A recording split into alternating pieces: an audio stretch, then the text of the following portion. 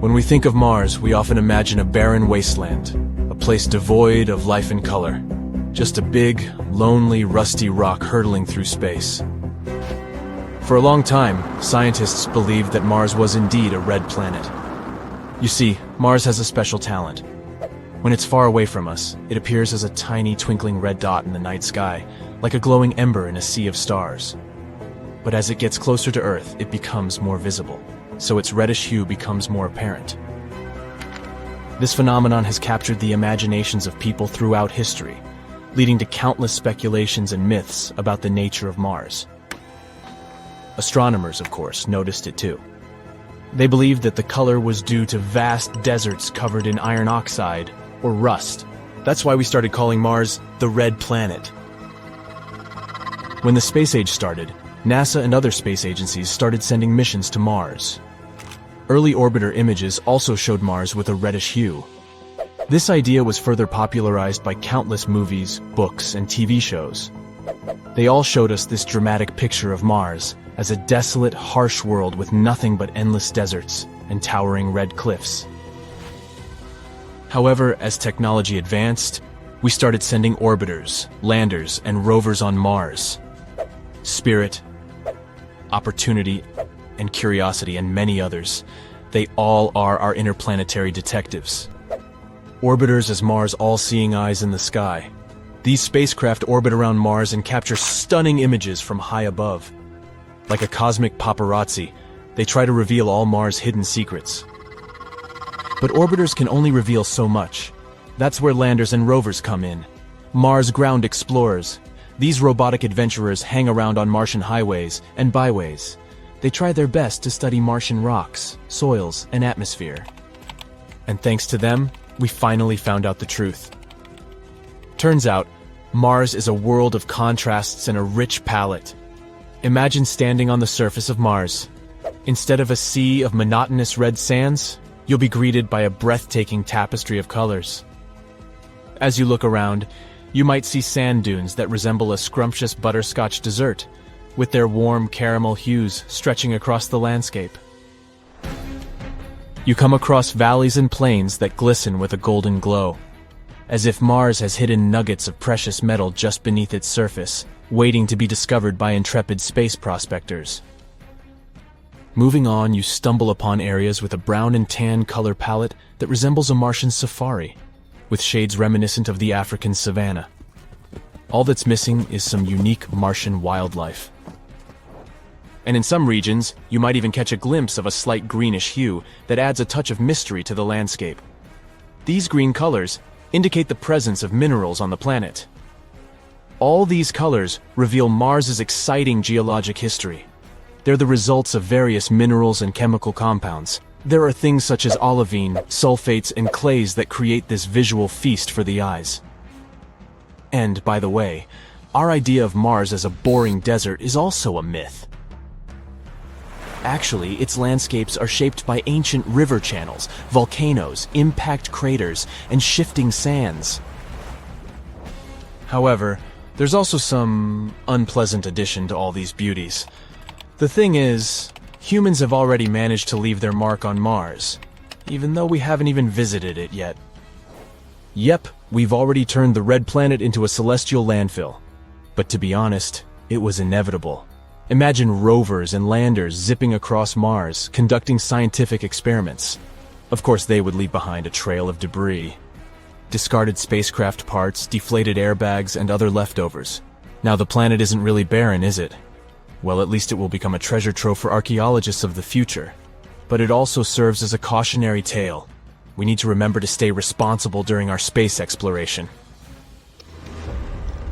So, now we know that the real Mars is a vibrant world of surprises. But this isn't the only cosmic body in the solar system that turned out to be cooler than we thought. Remember Pluto? That guy who was once known as the 9th planet in our solar system? And now we consider it one of the dwarf planets. So the latest research has revealed to us very interesting things about this fella. Pluto is often depicted as a tiny, frozen world covered in ice, like a cosmic popsicle. But when the New Horizons spacecraft zoomed past Pluto in 2015, it revealed the true appearance of this planet, From a distance, Pluto appears to be a mix of reddish-brown and charcoal black, like it's wearing a stylish outfit for a formal cosmic event. But as you get closer, you'd start to notice a breathtaking array of colors. Imagine standing on a frozen plain that glistens like a diamond, with patches of crimson red that look like they were painted by a Martian artist with a flair for drama. Nearby, you might spot patches of charcoal black, giving the landscape a moody and mysterious vibe. As you continue your exploration, you might come across regions that are a stunning blend of orange, yellow, and white. And if that wasn't enough, you might also encounter icy mountains that shimmer with a hint of blue, creating an otherworldly glow that would leave you awestruck. Also, it turns out Pluto isn't just a simple frozen ball, but a dynamic world with beautiful mountains. Pluto's tallest mountain is called the Tenzing Montes, and it's about 20,000 feet tall, almost as big as Everest. It's like Pluto wanted to show off and prove it's not just a runt in the planetary neighborhood. The dwarf planet's surface is also dotted with vast icy plains that are as smooth as a skating rink. It's like Pluto is inviting us to strap on our ice skates and glide across its frozen surface. But the real kicker was when New Horizons discovered that Pluto has a heart-shaped region on its surface made of icy plains called Tomball Regio. Who knew this little planetary oddball could have so much love? Or let's take Saturn's moon Titan, for example. What we used to imagine about Titan was just the tip of the iceberg. This guy has also revealed itself to be a celestial wonderland. In the past, we thought Titan might be a barren and desolate moon, perhaps covered in a monotonous layer of rock and ice.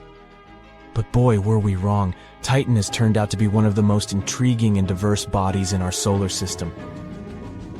First of all, forget about the dull grays and browns. Titan's surface is actually draped in a thick haze that creates an ethereal orange glow, like a mystical mist that adds an otherworldly touch to the landscape.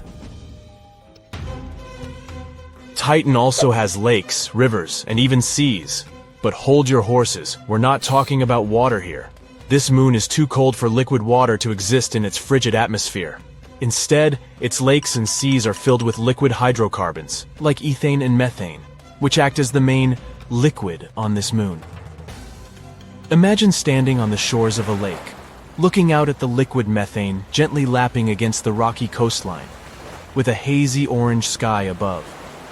It's like a surreal blend of Earth and extraterrestrial worlds, all rolled into one. And finally, Jupiter, the largest planet in our solar system. It has often been depicted as a vibrant orange planet with swirling red and brown bands. However, in reality, Jupiter's atmosphere isn't orange. It's rather dominated by shades of red, orange, brown, and white. NASA's Juno mission has provided us with stunning images of this planet. In these photos, we can see cloud patterns, massive storms, and a complex system of belts on Jupiter. Turns out, it's more breathtaking and diverse than we had imagined. So there you have it, space explorers. Seems like our imaginations can be way off when it comes to the breathtaking beauty and diversity of the cosmos. So the next time you gaze up at the night sky and imagine what those distant worlds might look like, remember that reality can be even more astonishing than our wildest dreams. Have we found another civilization? Is that a door to someone's home on another planet? Can we peek through the windows? After all, it was NASA's Curiosity rover that sent this image to Earth, and right now, this rover is exploring the surface of Mars. Unfortunately, astronomers were fast to disappoint us. They claimed that it was just a natural part of the Martian landscape. There are several clues that made them think it wasn't a real door. For example, it's tiny, a mere 3 feet high. But it might simply mean the Martians aren't that tall, you may object. But scientists keep insisting that what looks like a door is actually an opening in a rock created by natural forces, like winds and erosion. The thing is, if you look at the rock attentively, you may notice strata, the layers of silt that stand out because they're harder than the surrounding material. These strata dip here on the left and a bit higher on the right.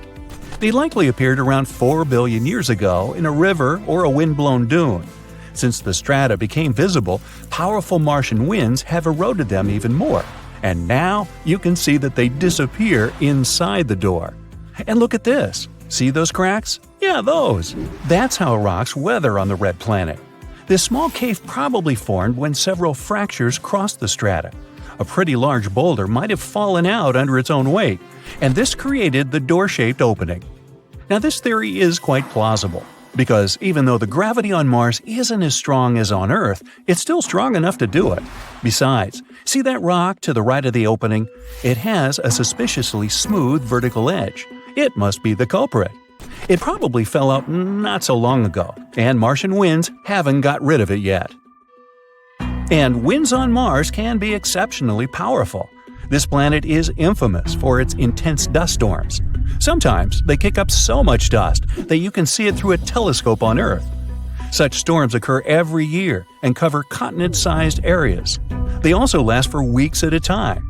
But besides these annual storms, there are even larger storms that happen much more rarely, but they're more powerful and way more intense. Those are called global dust storms because they encircle the entire planet. But even if you got caught in the most severe storm on Mars, it wouldn't be as terrible as you might think. The wind speed on the worst Martian storms reaches 60 miles an hour tops. Hurricane-force winds on our planet can be twice that speed. You should also keep in mind that the atmosphere on the red planet is 1% as dense as the atmosphere on Earth. That's why, if you decided to fly a kite on Mars, you'd need the wind to be much faster than on Earth. Otherwise, you wouldn't even be able to get the kite in the air. In other words, even though it's quite windy on Mars, it doesn't feel as intense as on our home planet. Oh, by the way, you might have noticed I keep calling Mars the red planet. Why? Look, our neighbor is covered in dust, soil, and rock that is rich in iron oxide. That's what gives the surface of the planet its trademark red hue.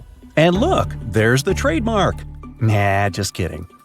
Mars is the fourth planet from the Sun. Not so far away from the star, you might say, and still, it's a cold and deserted world. The average temperature on its surface is minus 81 degrees Fahrenheit. But if you ever visit one of its poles during the wintertime, bring a lot of warm clothing, because the temperatures are likely to drop to minus 220 degrees there. In the summer, though, you might feel very comfortable in some regions. There, the temperatures can rise to 70 degrees, not very different from what we're used to. Mars is one of the most explored space bodies in the solar system. At the moment, NASA has 2 rovers roaming the red landscapes, Curiosity and Perseverance. There's also one lander called InSight and helicopter Ingenuity nicknamed Ginny. Perseverance is the most advanced and largest rover ever sent to another world. The journey to the red planet took 203 days, and Ginny traveled to Mars attached to the belly of Perseverance. Sounds cozy. And now, I'm going to tell you something really curious. Let's say you're a Babylonian who lived around 5,000 years ago. Babylonia was an empire in ancient Mesopotamia. Just think back to 6th grade. Anyway, your neighbor comes up to you and says, "What day is it today?" And what do you answer? "It's Mars Day." Wait, what? When the ancient Babylonians created the week, they decided to divide it into 7 parts. Each day got named after some space body, like the Moon, the Sun, Venus, and so on. Mars Day was on Tuesday. The Babylonians believed that each of these space objects influenced their lives on the day named after it. And since Mars was red in color, they associated it with aggression. That's why on Tuesdays, they had special ceremonies to avoid the influence of the unfriendly planet. Indeed, Mars might seem unfriendly to a tired traveler. Its atmosphere is very thin. Its volume is a near 1% of the atmosphere on Earth. In other words, there's 99% less air to breathe on the red planet. Mars's atmosphere is mostly made up of carbon dioxide. At such high concentrations, it's toxic for us humans. And if you were looking for some oxygen to breathe on Mars, you'd come away empty-handed. There's only 0.1% of oxygen in the air on the red planet. That's definitely not enough for you to survive there. At the moment, Mars has 2 moons, Deimos and Phobos. Astronomers think they may be asteroids once caught in the gravitational field of the planet. The moons are shaped like potatoes. That's because their mass is too little for gravity to give them a spherical form. Potatoes, eh? Maybe they should be renamed mashed and au gratin. One day, Mars will get a ring of its own. It might happen in the next 20 to 40 million years. Will Brightside be there? Stay tuned. Mars's gravitational forces will tear apart the planet's largest moon, Phobos. Hey, it really will get mashed. Some chunks of the former moon will crash into Mars, and others will break apart and create the ring around the planet. This ring might exist for at least 100 million years. The surface of Mars is cut by a huge canyon system known as Valles Marineris. Sounds like a pasta sauce. If it were on Earth, it'd stretch all the way from New York to California, over 3,000 miles. At its widest part, the largest canyon on Mars is 200 miles, and it reaches 4 miles at its deepest point. If you still have difficulties imagining the sheer size of this natural phenomenon, here you go. Valles Marineris is 10 times the size of the Grand Canyon on Earth. Now, since we're on the subject of gigantic things, let's talk about Olympus Mons. This is the largest volcano in the solar system, and it's on Mars too. It's 3 times as tall as Mount Everest on our planet, and that's the tallest mountain above sea level. And the base of Olympus Mons is as large as the state of New Mexico. Now, scientists think there could have been water on Mars in the past. What made them think so? They found lots of ancient river valley networks and lake beds on the surface of the red planet. Plus, on Mars, there are minerals and rocks that could only form in liquid water. Mars might even have experienced terrible floods 3.5 billion years ago. These days, there's still some water on the red planet, but Mars's atmosphere is too thin for this water to stay in its liquid form on the surface. Now, it only exists in the form of water ice. You can find it just under the surface of the planet in its polar regions. The only place where this water is visible is at the North Polar Ice Cap. Also, sometimes, salty water flows down crater walls and hillsides, and there are tiny quantities of water in the planet's atmosphere, but it only exists as vapor. So, as a vacation spot, I think I'll pass. You take a rocket to the moon. It lands. You put on your work uniform and go to work your shift at a local factory that extracts water from beneath the surface of the moon. There's also fuel plants here. Dozens of people and rovers are roaming the expanse of Earth's natural satellite. When your shift ends, you board the rocket again. It takes you back home, just like a regular bus. That's exactly what NASA is planning to do. In the first stage of this project is the Prime 1 mission. Prime stands for Polar Resources Ice Mining Experiment. The mission starts in 2022. Let's follow it step by step. A booster rocket and second stage are assembled on the launch pad. Ignition. The rocket's engines begin to burn fuel, and we go up.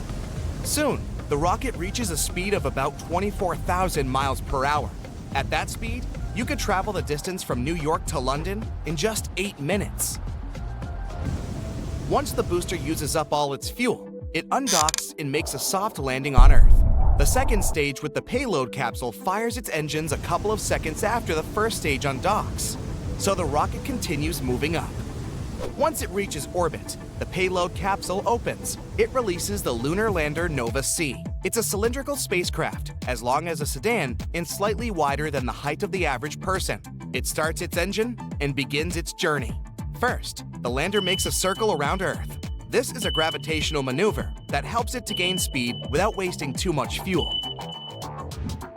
Because the lunar lander is still in orbit, Earth's gravity affects it. The spacecraft looks as if it's falling, but not to the surface of our planet, along its orbital trajectory. After one lap around Earth, the lander adjusts its trajectory and heads for the moon. The distance it needs to cover is 238,600 miles. That's like 9.5 trips around Earth, or 93 trips across the United States from coast to coast. Modern spacecraft can cover this distance in as little as 9 hours. That's a bit more than a journey from New York to Los Angeles by plane. At the same time, it took the first astronauts about 72 hours to get to the moon. Soon, Nova-C is near its destination. It makes another circle around the moon while it descends. Scientists have already chosen the perfect plane for it to land. There are several requirements. First of all, there should be signs that there might be ice under the surface in this location. Second, the lunar module should be able to maintain radio communication with Earth. And this is impossible if the lander is on the far side of the moon. When the first astronauts flew around Earth's natural satellite, contact with them was lost for a few minutes. The connection only resumed when their spacecraft came out of the lunar shadow. And the last requirement for the landing area is sunlight. The lander has solar panels to power its scientific equipment, onboard computers, and communication modules, so it needs direct sunlight. The lander is getting closer to the surface of the moon. The spacecraft is slowing down as it approaches the landing site. Now, it's almost hovering in midair. A few more seconds, and touchdown! The spacecraft makes a soft landing. It's time to drill through the surface. For this, the lander has a device called the regolith, an ice drill for exploring new terrain. To put it simply, it's a large, 3-foot-long drill. That's almost as long as a grown-up person's leg. Once the right spot is chosen, the device gets lowered into the lunar soil. Drilling will have several stages. Lander will have to lift the drill several times to get the soil out of the drill hole. Otherwise, it may damage the drill bit. Next, the lander will have to analyze the soil composition. To do this, it carries a mass spectrometer, observing lunar operations. Shortly, M-SOLO. Its work is based on a simple principle. It ionizes or charges particles of soil, making them move.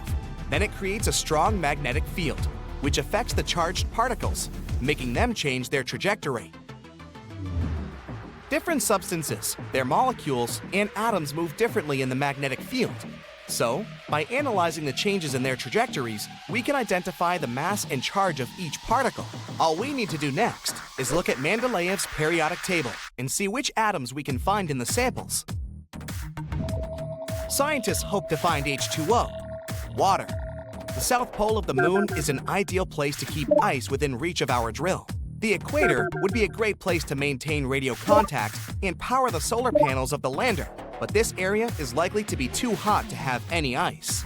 The lander will also carry a lunar hopper. This thing will be used to explore the surface of the moon. It will carry a load of about 2 pounds. Scientists will also test 4G communication technology. The lander should have some special modules for this. If the test is successful, people might be able to use cellular coverage for communication on the moon, like we do on Earth. But the main goal of the mission is to prove that the resources found on the moon can be used in the future. As early as 2023, NASA plans to send an autonomous rover called Viper, which stands for the Volatiles Investigating Polar Exploration Rover, to the moon. It'll land at the moon's south pole for the same reasons: the connection with Earth and sunlight. The rover itself will be about the size of a golf cart. It'll carry a drill and soil analyzer. Scientists have already laid out a route for the rover. It's about 10 to 15 miles long. It'll take Viper 100 days to travel along that route. It'll drill the soil in search of lunar ice and mark its findings on the map. It will be necessary to prepare for astronauts' arrival to the moon. It'll also help to provide them with valuable resources, like water. Later in the 20s, NASA will launch the Artemis mission. For this purpose, scientists have been constructing the Orion spacecraft for decades. It can carry 6 astronauts. The launch vehicle that will take Orion into orbit is called the Space Launch System. When ready, it'll be the most powerful rocket in human history. The first flight will be uncrewed. It's scheduled for 2022. Like the lunar lander, the spaceship will ascend into orbit, make 1 revolution around our planet, and go to the moon. Once it reaches the satellite, it'll stay in orbit for 6 days and then return to Earth. It'll spend a total of 25 days in outer space. The second mission is planned for September 2023. This time, we'll send 4 astronauts to the moon. They will fly around Earth's natural satellite and return without landing on the lunar surface. This will be the first crewed mission to the moon since 1972. The third mission, Artemis 3, is scheduled for the 55th anniversary of the first lunar landing in 2024. 4 astronauts will travel to the moon's orbit. Once there, 2 of them will move to the Starship HLS. This is a new lunar lander designed by SpaceX. Then they will make a soft landing on the moon's surface. The astronauts will spend several days there. Then the lander will fly back into orbit, dock with Orion, and return to Earth. There's also plans to build a space station in lunar orbit, the Lunar Orbitable Platform Gateway. It'll be almost like the International Space Station. It'll be assembled from a lot of modules, just like the ISS. There will be a power and propulsion element. This is going to be the first module equipped with engines for maneuvering and propulsion. There will also be solar panels that will power the station. One more module will serve several purposes, including communication and refueling. Then, there will be several living modules. They will be able to host several astronauts for a period of up to 90 days. That's where they will eat, sleep, train, and conduct scientific experiments. The station will be equipped with a robotic arm. It'll help spacecraft dock with the station, as well as install additional scientific equipment outside the station. There will be an airlock module. Incoming spacecraft will be able to dock with the station there. It'll be like a parking lot for dropping off and picking up passengers. Astronauts will be able to use it as a door to outer space. There will be a sample return vehicle, a small spacecraft, that will deliver samples of lunar soil to the station. It'll be fully robotic. The Gateway will be much smaller than the ISS. For comparison, the near-Earth station now consists of 11 modules, and its total cost is about $150 billion. In the future, we'll use this station as a launch pad to send spaceships to other planets, like Mars or into deep space. Rockets launched from the ISS will need much less fuel, because they won't have to fight Earth's gravity. But the astronauts on the Gateway will be in more danger than on the ISS because of radiation. Earth's magnetic field acts as a shield that disperses the sun's harmful rays. And astronauts staying there don't get much more radiation than the passengers of a commercial airplane on Earth. The moon is too far from our planet's magnetic field, so all the modules of the Gateway station will have to be additionally protected from solar radiation. We've been dreaming about life on Mars for a long time. Not only about growing potatoes there in the future, but also about all the potatoes that could have been there in the past. Has there ever been life on Mars? Recently, scientists have found something that could be evidence of that. Let's find out what happened. Mars is the fourth planet from the Sun. A human hasn't set foot on Mars yet, but robots have set their wheels. The first spacecraft that visited the Red Planet were NASA Viking landers. They flew there back in 1976 and sent us a lot of interesting data. Back then, we didn't know anything about Mars. To us, it looked like a cold, lifeless desert. But since we're so similar, scientists began to wonder, has it always been like this? Or is it possible that once Mars used to be thriving and full of life? And in 2022, NASA's Mars rover Perseverance found something that could shed a light on this mystery. But first of all, what is Perseverance? Scientists have suggested that if there was life on Mars once, it's unlikely that it could simply disappear without a trace. It must have left some traces, perhaps underground, where they would be protected from radioactive solar tantrums and other nastiness. So we need to check the rocks. It's important to note that we aren't looking for life on Mars right now. There most likely isn't any. Instead, we want to look into the distant past of our twin planet. We're talking billions of years ago, when Mars could have been warm, green, and far from lifeless. In other words, we have to find dead microbes and various chemical compounds similar to ones on the Earth. This is the mission of our main character, Perseverance. It arrived on Mars in February of 2021. The spacecraft landed on the bottom of the 30-mile-wide Jezero crater, and after landing, it scooted over to the west, to the place that prompted scientists to choose Jezero for research. This place is a dried-up river delta, and this former river is already more than 3.5 billion years old. The Jezero crater itself was once a large lake. Yup, apparently there was life on Mars, and scientists have suggested that these places would be perfect as bodyguards of microbes. That's exactly what bacteria do on Earth. They hide, being still in the depths of lakes and ponds, so we could probably find traces there. The researchers believe that this particular lake has the highest scientific value in the entire mission. The highest chance to find rocks on which such bacteria could survive is here in Jezero. So Perseverance went to the delta. The row wasn't easy though. The rover missed a little and landed further than planned. As one famous movie said, "This little maneuver's going to cost us 51 years." Fortunately, Perseverance took only 1 year, and on the way, it was able to explore Jezero a little. The rover uses a complex built-in tool to explore the world. The tool is called Scanning Habitable Environments with Raman and Luminescence for Organics and Chemicals, or just SHERLOC. Boy, NASA sure loves its acronyms. As the device approached the delta, the signal of organic molecules became stronger. Soon, these signals were everywhere, and besides, they were the brightest that the scientists have ever seen. What does it mean? Elementary, my dear Watson. You know, Sherlock. It's time to dig. Since July 2021, Perseverance has drilled and collected 4 thin cores of sedimentary rock. The total number of collected rocks at the moment is 12. This is the first time in history that we're collecting something like this on another planet. These 4 cores were found on 2 rocks called Skinner Ridge and Wildcat Ridge. The first pair of cores, the ones from the Skinner Ridge, don't seem very interesting at first glance. They're quite close to what we can find in many places on Earth. However, if we look at them closer, we'll see that they're dotted with round grains of some dark material. These dark grains could have once been deposited on them by an ancient river, the same one that flowed into Jezero. It's possible that the river brought them from places hundreds of miles away from Jezero, and that's pretty cool. If we study these cores, we'll be able to learn even more about the far corners of Mars. Well, there are no corners on it, but you get the idea. Then, in April 2022, Perseverance did arrive at the delta, and then scientists finally found what they were looking for. The discovery, to put it mildly, excited them. They found 2 more cores, which held organic substances. This pair was taken from the Wildcat Ridge. It's found very close to the Skinner Ridge, but the 2 rocks are quite different from each other.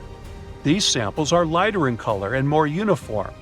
Most likely, they're mudstone, an unusual rock similar to clay, but harder and unable to absorb water.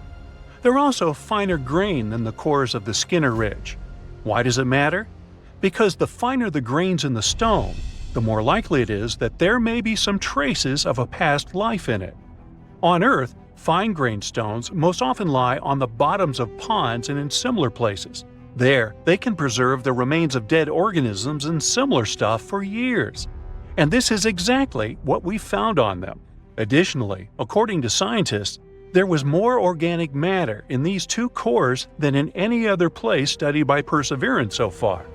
It probably accumulated there while the lake was gradually evaporating billions of years ago. So, there really was life on Mars? Well, let's slow down a little. Organic substances are molecules holding carbon. And yes, on Earth, they're most often associated with life, but not always. Sometimes they can form as a result of other things. Therefore, we cannot say for sure whether there was life on Mars. We don't know if these molecules really remain from some Martian microbes, or if they're the result of some other things. But the discovery is still very significant. We have to literally keep digging this way. To learn more about this organic matter, scientists need to collect a couple more samples of fine-grained rock. It would also be great to study the material lying around these former reservoirs. Perseverance has already moved to another area, to a place with a beautiful name, Enchanted Lake. Now it needs to look for similar things there. It will also continue to study Lake Jezero. Eventually, Perseverance will climb to the top of the delta and then continue exploring ancient sites outside the crater. Sometime before the end of 2022, Perseverance will probably have 6 or more samples of the Martian cores. Unfortunately, its tools, though complex, are quite limited. This data alone won't be enough for us to get a complete picture. Therefore, NASA plans to send other spacecraft to Jezero in the coming years. Together with the European Space Agency, they're working on the next robotic mission, known as the Mars Sample Return. The name speaks for itself.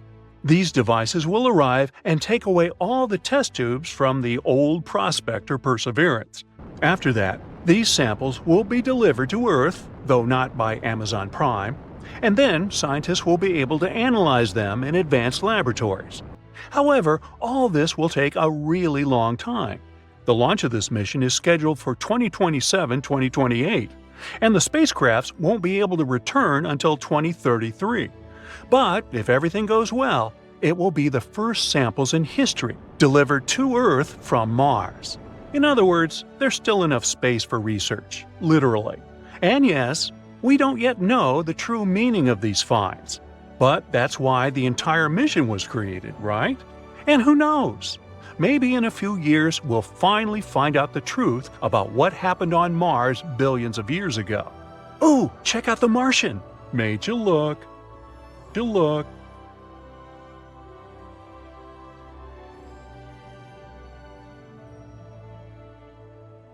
Dust storms on Mars can really go crazy. They hurtle through the red planet's southern hemisphere, especially during the summer. These storms can grow and encompass large areas of the planet, as happened in January 2022. Then, a dust storm covered almost twice the area of the United States. Could it be something like this that caused one of the robots we sent to Mars to go missing? The atmosphere and climate are harsh on Mars. It's mostly a desert with strong winds and average temperatures of minus 81 degrees Fahrenheit. It drops down to minus 220 at the poles during the winter. A lander needs to be specifically equipped and very sturdy to withstand such conditions. But researchers thought the Beagle 2 could handle the difficult trip to the Red Planet. June 3, 2003. A team of researchers got one of their pioneering robots they were about to send to space ready. It was a small and compact lander called the Beagle 2. Its mission was to touch down on Mars and search for what the world has been actively looking for decades now: life on the Red Planet. Now, the touchdown was due on December 25th, but the signal never came. The team tried to contact the spaceship, but at one point, they had to accept they wouldn't be able to reach it. Some thought the landing was too difficult and complex after all, so the lander crashed. But they couldn't find any technical errors. Others had a theory that the lander may have become entangled in its own parachute and fell down to the surface of Mars. Either way, the Beagle 2 was considered missing, until 2015, when NASA took pictures of what could be the remains of the lost lander. They weren't just smashed debris, the components actually looked to be intact. The lander's remains were lying with its solar panels partially deployed around 3 miles away from the site where it was supposed to land.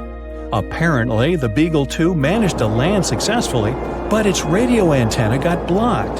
That's why researchers couldn't control it from Earth or communicate with it. But no one knows exactly why it happened. Have you heard of a face on Mars? In the 1970s, one of NASA's spaceships took the iconic images of the Martian surface that showed a face-like formation, as you can see in the upper part of the picture. If you have a rich imagination, you can easily see a nose, 2 eyes, a mouth, and an unusual hairdo. Some even thought it was a monument built on the Red Planet by another civilization. How about some other unusual things people have found on Mars, like Happy Face Crater? You can easily see why it has this nickname. Or rocks in different shapes, a pancake, brachiosaurus, or a fish. Mars also has a waffle-shaped island on its surface. It's a 1.2-mile-wide feature you can see in the area of lava flows. It might be the result of lava pushing this formation from below. It seems astronomers have also got some images of blue dunes. It's a sea of stunning dark dunes that strong winds sculpted into long lines. They surround the planet's northern polar cap and cover a region as large as Texas. The Red Planet is usually known for its brown sandy dunes, so these ones certainly came as a surprise. In reality, though, they're not really blue. If you could visit Mars right now just to take a look, you'd see that these dunes appear brown and orange like the rest. And the picture is a false color image. Scientists often use false colors to highlight differences in something. For example, here it's the difference in depth. Also, the biggest valley on Mars is so large it could eat our Grand Canyon for breakfast. It's a fascinating system of canyons 2,500 miles long called Valles Marineris, and it's over 10 times as long as the Grand Canyon. Now, if you could stretch this Martian canyon, it would go from coast to coast of the entire United States. Since Mars doesn't have any active plate tectonics, no one knows for sure how this canyon formed. One theory says a chain of volcanoes located on the other side of Mars, the one that includes Olympus Mons, bent the crust from the opposite side of the planet. This powerful force caused cracks in the Martian crust, as well as activated enormous amounts of water lying under the surface. This water then emerged and carved the rock away. The force activated glaciers too, and they possibly created new pathways in this gigantic canyon system. Volcanoes on the Martian surface could have erupted about 50,000 years ago, although the most powerful eruptions happened 2 to 3 billion years ago. But the planet doesn't have active volcanoes today. Most of the heat stored in its interior during the planet's formation has been lost. So now, Mars's outer crust is way too thick for the molten rock to reach the surface. But a long time ago, eruptions formed giant volcanoes, and these volcanoes most likely had an important role in melting ice deposits, which released floods of water onto the Martian surface. Now, Mars has a thin atmosphere with a volume of gas, mostly carbon dioxide, less than 1% of Earth's. But 4 billion years ago, it was way warmer and wetter than now. Its atmosphere must have been thicker back then, too. That's why it could create a powerful greenhouse effect and trap sunlight. Mars also has a powerful magnetic field. Similar to Earth's, it formed because of the currents of molten metals in the planet's core. But unlike our home planet, Mars lost its magnetic field after its core had cooled down. And without it, the planet didn't have any protection from the solar wind, which is a stream of charged particles flowing from the sun. The solar wind pulled away most of Mars's atmosphere in just a couple of 100 million years, give or take. This is what makes those powerful Martian dust storms even more intense. Mars has a fascinating history. Judging by the planet's glaciers, Mars has probably gone through multiple ice ages, just like Earth. A team of researchers got images of about 60,000 Martian rocks.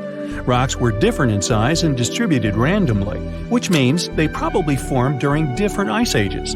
Glaciers hide their own stories too. Who knows what kinds of gases, rocks, or even microbes could be trapped inside? Now, if you could get into a time machine and stop at 4 billion years ago, on Mars of course, the chances are you'd see spectacular scenes of flooding. Maybe there would even be some form of life on the planet's surface. A strong meteorite impact that formed the red planet's Gale crater could be something that triggered that mega flood. After that collision, the temperatures on the planet got insanely hot. This caused the melting of all that ice that was stored on the Martian surface at that time. The flooding was so massive, it changed the geological structure of the planet's surface. It carved out big ripples, as well as waves in the sedimentary rock. Now, speaking of water, vapor has been noticed escaping the atmosphere of Mars. Also, researchers have found some evidence of water flowing on the planet's surface. There are dark streaks in the soil. They seem to get bigger in the summer and shrink over the winter.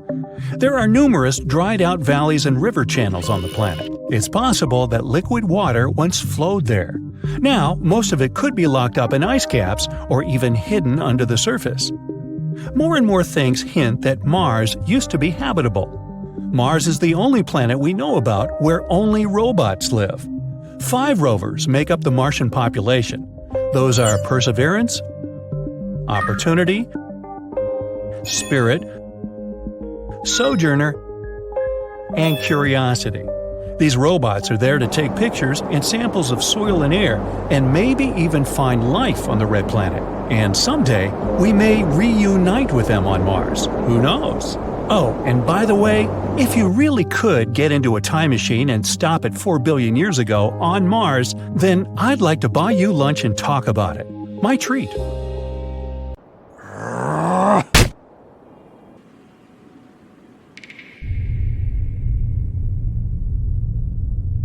How many people do we need to create a new civilization? And not on Earth, but on Mars, and in limited conditions. And if we create this colony and send them off, what problems will they face? How can they survive that far away from home without any support? A recent scientific study sheds light on these questions, so let's take a look at it. Alright, so you want to colonize Mars, right? Well, it's not an easy task. Mars is the 4th most distant planet from the Sun and the 7th largest in the solar system. This lonely red guy is very similar to our Earth. Moreover, before it became a boundless desert, it could well have even looked like Earth now. Millions of years ago, there was water, oceans, plants, and who knows, maybe even life. It would be nice to put all these cool things back there. No wonder we've been talking about colonization of this planet for a very long time. Now, SpaceX claims that their proposed interplanetary spacecraft could deliver 100 people to Mars. The owner of the company, billionaire Elon Musk, talked about creating a fleet that could provide a constant flow of resources to Mars. But how realistic are all these fantasies? Actually, not very much. Before sending people to Mars, we need to solve a number of issues. For example, the incredible radiation exposure, toxic soil, low gravity, low temperatures, and all sorts of other nasty things. And this is just the beginning. It will take at least a couple of decades to create a vehicle that can actually successfully land on Mars and return back. But let's do a thought experiment and imagine that we finally decided to colonize Mars. How will things turn out? Recently, scientists published a new study on this topic. This study is called Minimum Number of Settlers for Survival on Another Planet. The author is Jean-Marc Salati, professor at the National Polytechnic Institute of Bordeaux in France. His article was published in the Scientific Reports journal. As you might have guessed, the study was trying to find out how we could colonize another planet. How many resources do we need? How should this colony live? What kind of work should they do? And how long will it take? And, of course, exactly how many people do we need for all of this? Let's try to answer that. Now, imagine that we've moved into a wonderful future. Well, not really. A terrible future, actually. In his study, Salati suggested that life on Earth was threatened by some catastrophic event, so the only way for humanity to survive is to go to Mars or some other planet. In this imaginary scenario, unfortunately, the supply delivery from Earth was interrupted, or even gone. Now, the colony has to support itself somehow. Well, here's where we already stumble upon a bunch of problems. For example, we're not sure how well the people in the colony will work together. Hey! Will they communicate with each other like normal human beings? Will they share their time and resources as they should? Humans are constantly ruining things for other humans. I can even bet that it was their fault we had to flee to Mars. But even if we forget about that, how about organizational issues? What equipment do we have? What will we use to extract resources? What skills would we need? You know what? Who cares? In our case, these things don't matter. All that we know is that the colony doesn't have a lot of initial resources and equipment, and the human factor is absolutely unpredictable. So the chances of survival are pretty low, but we need to survive somehow. In this case, Salati describes two things that will have a huge impact on our survival.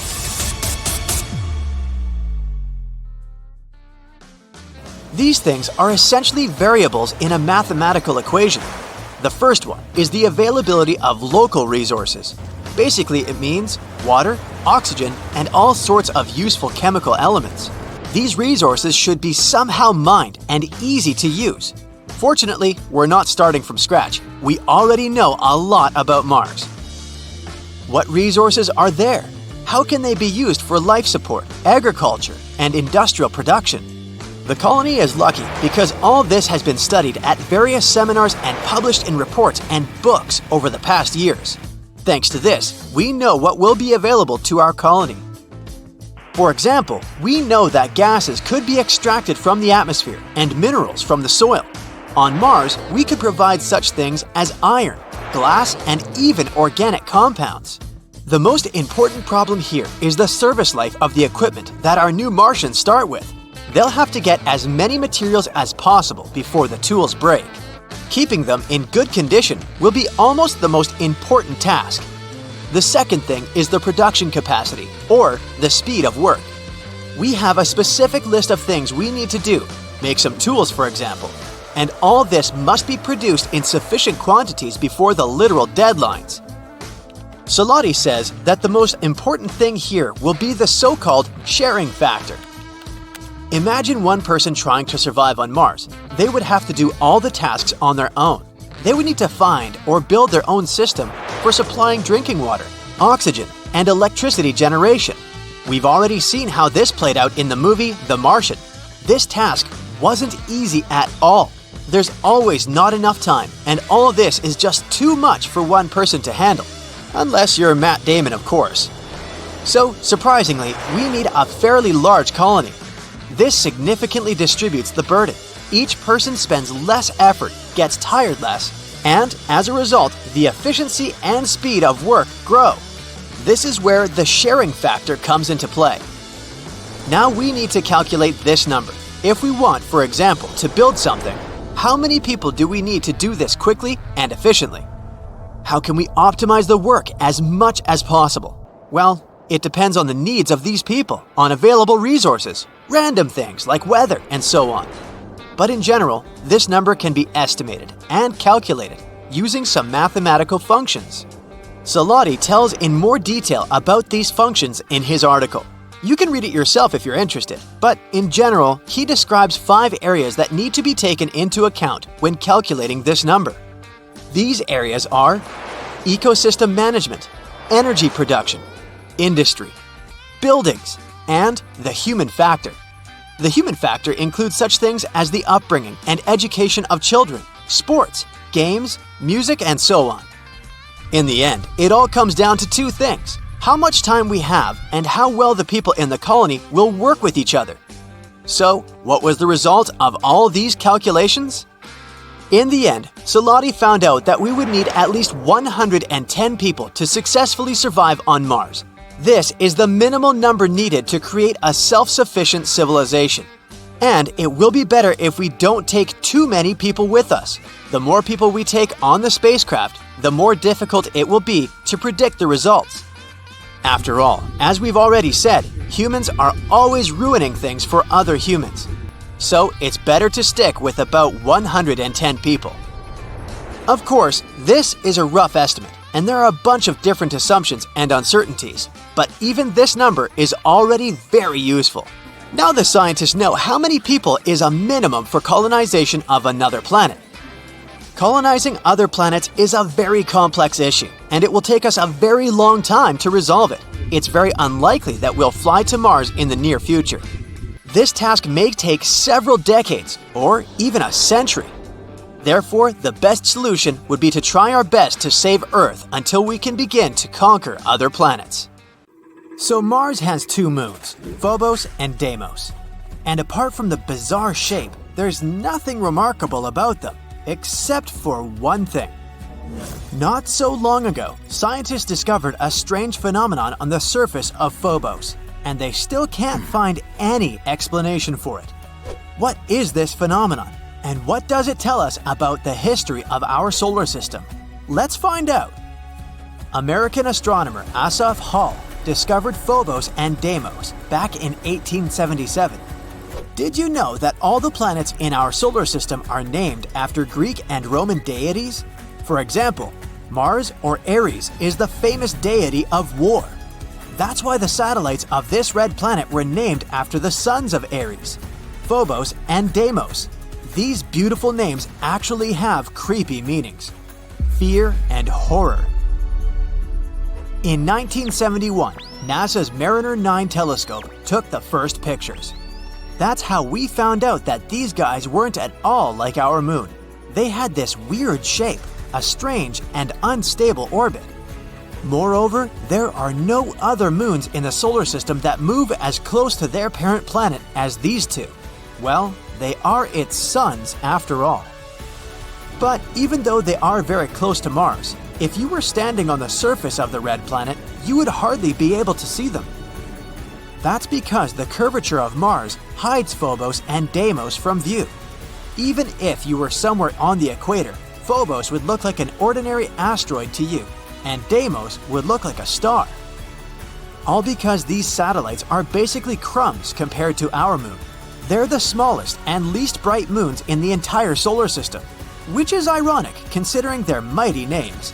Anyway, it seems that everything should be pretty clear with these 2 satellites. But nope, there's a problem. You see, scientists reconstruct the history of space based on the traces found on different space objects. Dents, scratches, cracks, all these things can tell us what happened billions of years ago. For a long time, scientists were sure that, just like their Greek prototypes, Phobos and Deimos were twins. But then, NASA's Viking orbiter took new photos of the satellites, and that's when they discovered a significant difference between the two. The entire surface of Phobos was covered with huge grooves. Those were a series of long, deep pits stretching from one end of Phobos to the other. You may say, what's the big deal? All space objects have this kind of stuff on them. And yeah, there are other satellites with similar grooves and scratches, but none of them has as many as Phobos. It's completely covered in grooves, and they're huge, up to 12 miles long and 660 feet wide. And that's not all. Some of these grooves intersect with others. This means that Phobos has experienced not one, but many traumatic events. But what exactly happened to it? Actually, scientists are still not completely sure. However, they have a few ideas. And these theories can tell us not only about the past of Phobos, but also predict its future. Theory 1. Asteroid impact. Well, the first suspect is quite obvious. There's a large, almost 6-mile wide crater on Phobos. It's called Angeline Stickney. It was named after the wife of Asaph Hall, the scientist who discovered the satellites. Adorable. So that's what the first theory sounds like. Once upon a time, an astronomical body crashed into Phobos. The impact was so strong that it left a large crater. And the effect of the collision left a bunch of grooves everywhere on Phobos.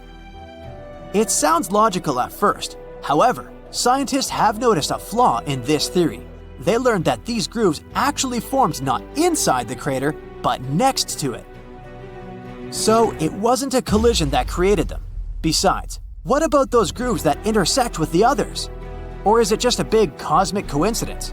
Well, the search for truth continued. Theory 2. It's all because of space debris. Yes, there's a difference between these two theories.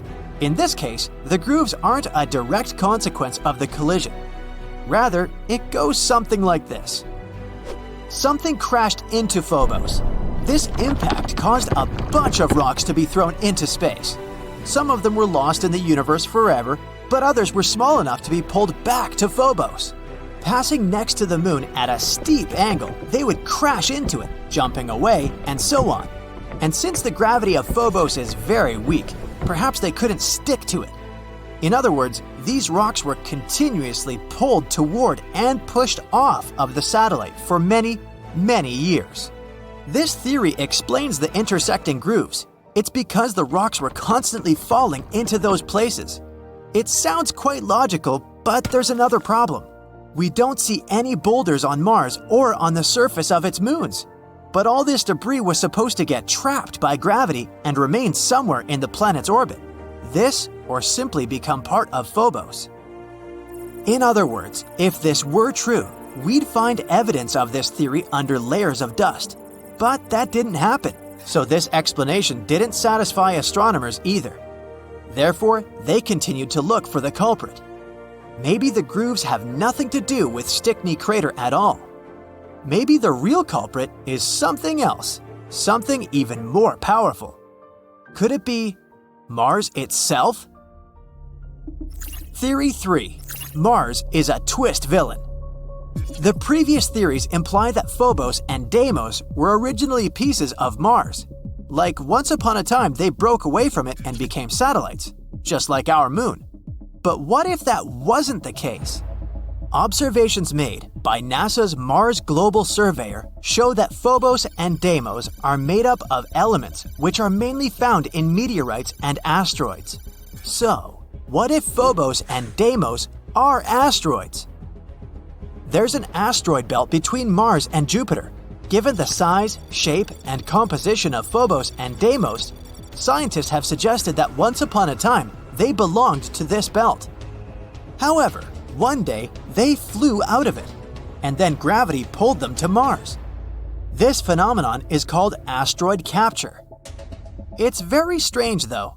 Yeah, the asteroid capture isn't uncommon, but these two have been flying next to Mars for what, billions of years?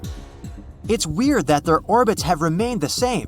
In addition, the atmosphere of Mars is very rarefied, and because of this, it could hardly capture any asteroids. In theory, they should have separated from Mars at the first opportunity. However, this didn't happen. It means that somehow they got stuck, and Mars immediately began to destroy them. Yep, an unexpected twist. In this version, Mars turns out to be a villain. By studying the past, we've found some evidence of future crimes. The mysterious grooves of Phobos could be caused by tidal forces between Mars and Phobos. The Moon and Earth also exchange these, slightly distorting each other. But since Phobos is much closer to Mars, the impact of gravitational forces is much stronger. In other words, the gravity of Mars is gradually destroying Phobos. Every 100 years, the satellite gets 0.7 inches closer to Mars. It also shrinks as much as 6.5 feet, becoming even more fragile and weaker. The smaller it gets, the more the tidal forces impact it, creating strange grooves and scratches on Phobos. Yep, somewhere in 30 to 50 million years, Phobos will either collide with Mars or disintegrate and turn into a bunch of small rocks. And then Mars will also have rings, like Saturn and Neptune. That's why Phobos is called the doomed Martian moon. Anyway, these are all only theories, but the dramatic backstory of Phobos gives us an idea of how dynamic extraterrestrial objects can be. The more we learn about them, the more we discover about the secrets of the origin of not only Mars, but also other objects in our solar system. If one day we really colonize Mars, studying its moons can help us a lot. Let's hope that the upcoming MMX mission will reveal some of the most exciting secrets Mars's moons are hiding. Mars is a dry, rocky, and barren planet. It's difficult to imagine that once upon a time, the red planet could have had a landscape similar to ours. But scientists believe that this is the case and that millions of years ago, Mars was filled with vast oceans of water. In early 2021, NASA sent their most advanced rover yet to the red planet. Its mission is to search for any signs of microbial life that hint at the planet's past. They named the rover Perseverance, or Percy for short. Even Percy's initial landing on Mars itself was a scientific discovery. The rover landed using auto-navigation along with onboard cameras to track the planet's surface and find the ideal spot to land. This helped scientists work out the best landing options for future missions to Mars. Percy currently roams the red planet, guided by a new and highly advanced auto-navigational system. The majority of his day is spent analyzing rock formations. Percy is decked out with a high-tech laser that fires a tiny pinpoint beam into rocks. The laser creates a plasma from the rock samples. Then Percy's onboard spectrograph analyzes the plasma to identify the chemical composition of the rock. Two of Percy's most significant findings so far are rocks that have been nicknamed Mazi and Yigo. These words come from the Navajo dialect, in tribute to a NASA engineer from the Native American Navajo tribe. Mazi means Mars, and Yigo means diligent. These two rocks are both salt-like in composition, meaning they are igneous rocks. If you're not familiar with your rock species, igneous means that the rocks were formed from a volcanic eruption. The current shape of Mazi and Yigo suggests that they have been molded by a watery environment. This could be proof that Mars was once filled with water. Another interesting rock discovered has been nicknamed the harbor seal. This is a dark, smooth rock that scientists believe had been sculpted by powerful northwesterly winds to resemble the playful marine animal. For decades, scientists have theorized about the wind and weather patterns on Mars. This finding seems to support their existing weather modeling of the planet. Percy has sent back over 20,000 images since arriving on Mars in February, including an internet-breaking selfie. Audio files have also been sent from the Mars mission.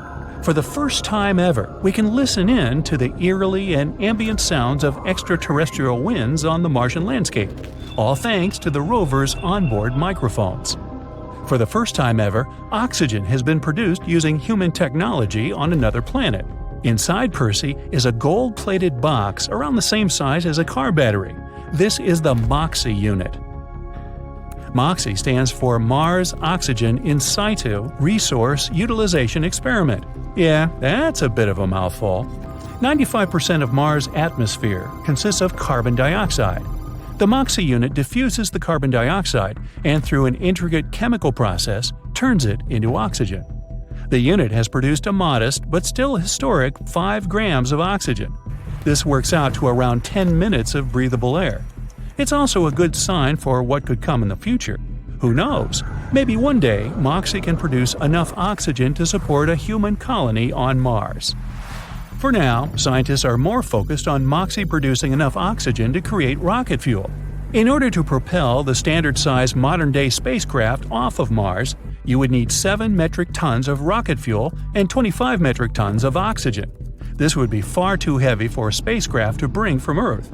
So, if there is ever to be a manned mission to and from Mars, there needs to be some way to create fuel on the planet. For those of you worried about Percy being lonely, he actually has a special companion up there with him. Stowed inside the rover on his descent to Mars was a small but expensive helicopter named Ingenuity, but you can call her Ginny for short. The mini helicopter cost NASA $80 million to develop, but every penny was worth it as Ginny made history by performing the first powered drone flight on another world. Ginny was a massive scientific feat, as engineers originally struggled to design a helicopter dinky enough to be stowed on an interplanetary rover, but powerful enough to take flight on another planet. After the success of Ginny, scientists are now collecting data from the one-of-a-kind helicopter to aid in the design of smart micro-drones here on Earth. The helicopter is used to explore terrain that is unsuitable for the rover. Ginny hovers over the Martian landscape, collecting data and taking aerial photographs to send back to Earth. Ginny is powered by solar panels above the rotor blades. A big concern for scientists was that the panels would get covered in thick coatings of Martian dust and leave the helicopter powerless. Luckily, airflow from the blades actually self-cleans Ginny's solar panels. Inside her mechanisms, Ginny carries a small postage stamp-sized piece of fabric from the Wright brothers' historic 1903 flying airplane. This is a loving tribute to the original pioneers of aviation. The Curiosity rover first landed on Mars back in 2012 and has been roaming the red planet for over 12 years. Curiosity wasn't designed to detect life as Perseverance was, but instead to determine if Mars had any of the necessary elements that could sustain life. This includes things such as liquid water, carbon, energy sources. Curiosity found a site scientists called Yellowknife Bay. This site once contained an ancient lake. The rover discovered minerals left behind from the waters, showing that the lake water was not too acidic or too salty. It would have had a balanced pH. Carbon, nitrogen, and other elements that could potentially support life were all found within the crater of the ancient lake. And most important of all, Curiosity found potential sources of energy for microbial life. So maybe there could be existing life on Mars after all.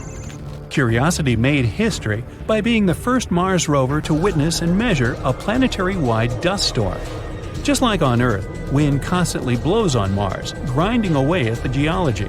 This creates lots of dust, which eventually gets whipped up into large clouds. The dust clouds absorb sunlight and heat up, making the winds more intense. Without any rain or oceans, every few years the clouds grow so large that they wrap around the entire planet and create a giant dust storm. In 2018, Curiosity witnessed one of these great storms from the Martian surface. It noted that sunlight on the planet decreased by 97%, and many large sand dunes were left behind. Curiosity has spent more than a decade measuring the radiation environment on Mars. This allows scientists to work out if humans could safely visit the red planet without turning radioactive. So far, the news is encouraging, and the Mars radiation levels are comparable to those experienced by astronauts aboard the International Space Station. This means that astronauts could endure a long-term round trip without having to worry about radiation too much. Mars is home to the largest volcano in the solar system, Olympus Mons. This giant volcano is 14 miles high. That's about 2.5 times the size of Mount Everest. The volcano was formed millions of years ago, a time when Mars was filled with countless volcanoes, spewing molten lava across the planet's surface. Olympus Mons is a shield volcano, so rather than violently spewing lava and flames up into the air, lava would flow slowly down the sides of the volcano. This gives it its low, squat appearance and an average slope of only 5%. At only a few million years old, Olympus Mons is still a fairly young volcano. Because of this, scientists believe that it could potentially still be active, so maybe it could erupt at some point in the future. The Curiosity rover doesn't just eye up the local geology, it also takes a note of what's happening in the sky. In March 2021, it captured these shimmering iridescent colors in the sky, named mother-of-pearl clouds. This colorful display occurs when all the cloud particles are nearly identical in size. It usually happens shortly after the clouds have formed. Hey space buffs, just how well do you know our solar system? Guess the planet. It's more than twice as massive as all the other planets combined. It's covered with striking swirls and stripes, which are actually windy clouds of cold ammonia and water, floating in an atmosphere of hydrogen and helium. Still no clue? Then look at this. It's the infamous Great Red Spot, a giant storm larger than our home planet that has been raging for hundreds of years. Right you are. This cloudy world is Jupiter, and the main question is this planet our enemy or friend? NASA's Juno orbiter is exploring this gas giant at the moment, sending us tons of useful data.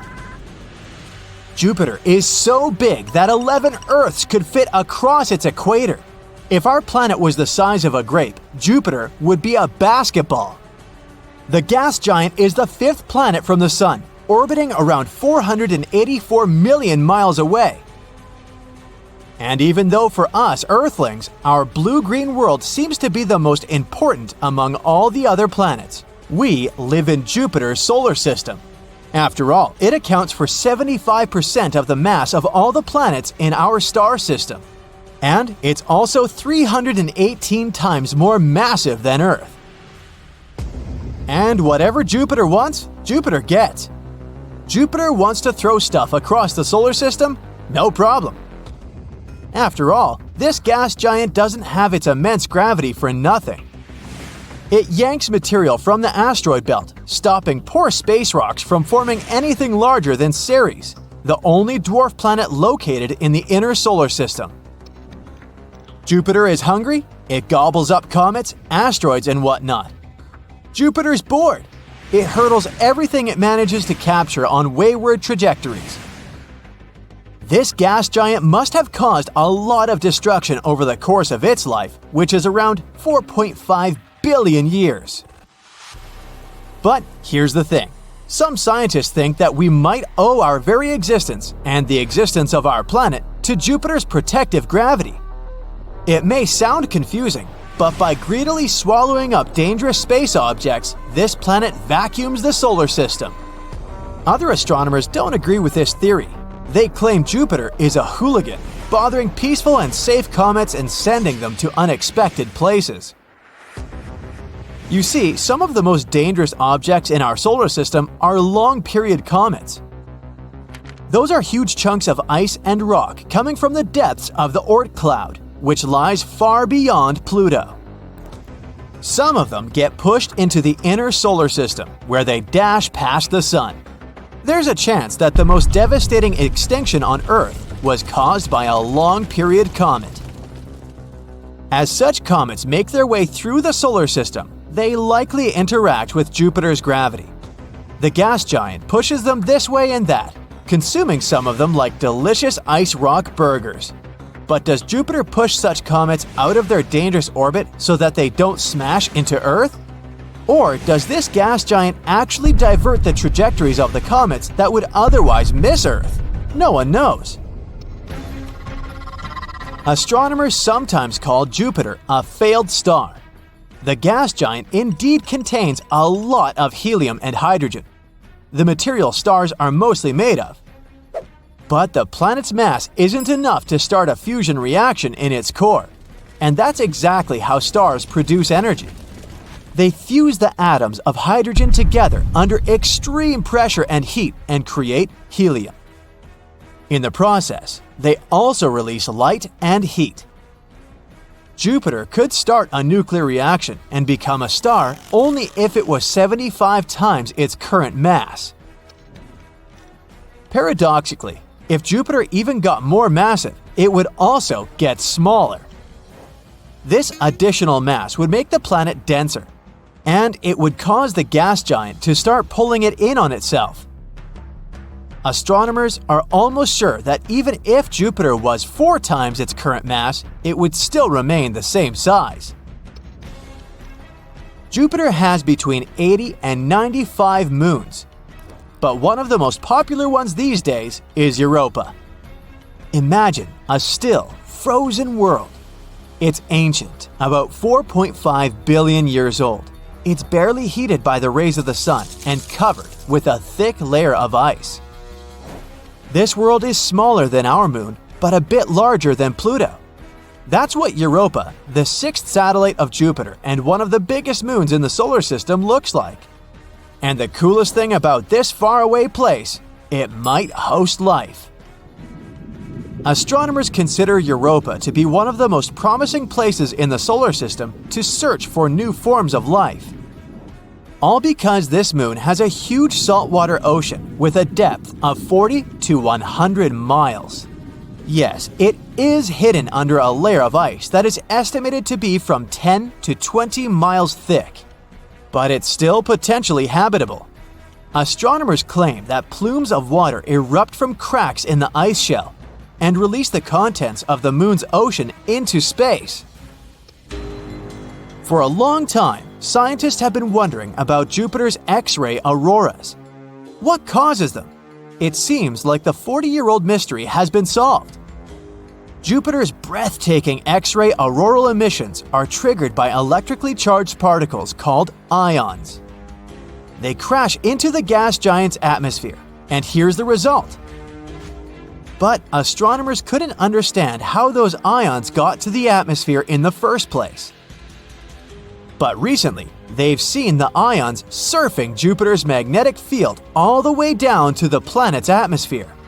Astronomers have received this data thanks to NASA's Juno spacecraft and ESA's XMM Newton telescope, situated in Earth's orbit. Now, on our home planet, auroras are only visible in a belt surrounding the magnetic poles, between 65 and 80 degrees latitude. Anything beyond 80 degrees and auroras disappear. But Jupiter's X-ray auroras are much more inconsistent. They pulsate regularly poleward of the main belt, and sometimes they're different at the north and south poles. Scientists have figured out that this pulsation is caused by the fluctuations in Jupiter's magnetic field. You see, when the planet rotates, it drags behind its magnetic field. Struck by the particles of the solar wind, it gets compressed. This heats the particles trapped in Jupiter's magnetic field, and they start moving along the magnetic field lines, producing magnificent auroras. Another feature Jupiter is famous for is its Great Red Spot, an enormous storm raging in the southern hemisphere of the gas giant. Its top parts tower more than 5 miles above the surrounding cloud tops. The storm is more than twice as wide as our planet. At the edges of the storm, the wind speeds reach 270 to 420 miles per hour. That's faster than Earth's tornadoes. The hot gases in the planet's atmosphere are always moving, rising, falling, and swirling. Just like on our planet, when cooler and hotter gases mix and merge into one another, they form giant circling storms. Astronomers think that once several enormous storms could have come together, creating the Great Red Spot. And now it keeps raging by constantly drawing cool gases from below and hot gases from above. Plus, this monster of a storm absorbs other, smaller vortices. They make the spot even more powerful. Several theories try to explain why the storm has its trademark color. It varies from whitish and pale salmon to orange and brick red.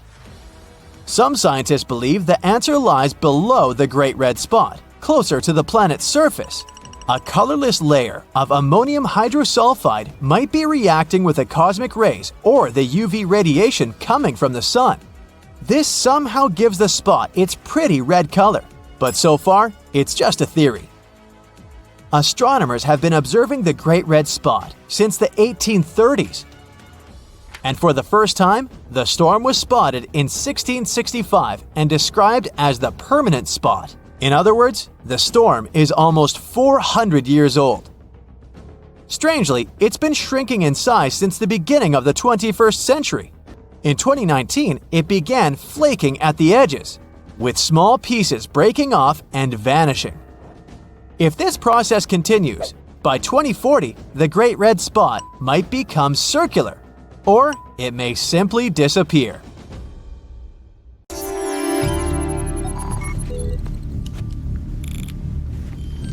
1.5 feet with the Earth's gravity. Verification complete.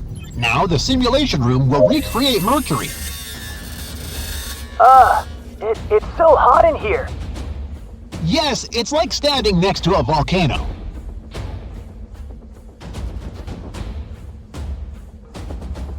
Your jump is 4 feet high. Now switch to Venus. Wow, this place looks scary. On the real Venus, everything is toxic.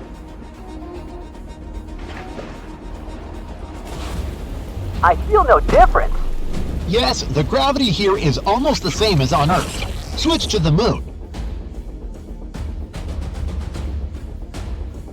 Gravity on the Moon is 10 times lighter than Earth's, 9 feet. The next one is Mars. Huh? It's pretty comfortable here. The gravity here is the same as on Mercury. 4 feet.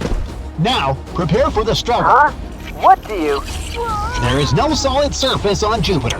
Although Jupiter is a great deal larger in size, its surface gravity is just 2.4 times that of the surface gravity of Earth. It's hard to even stand here.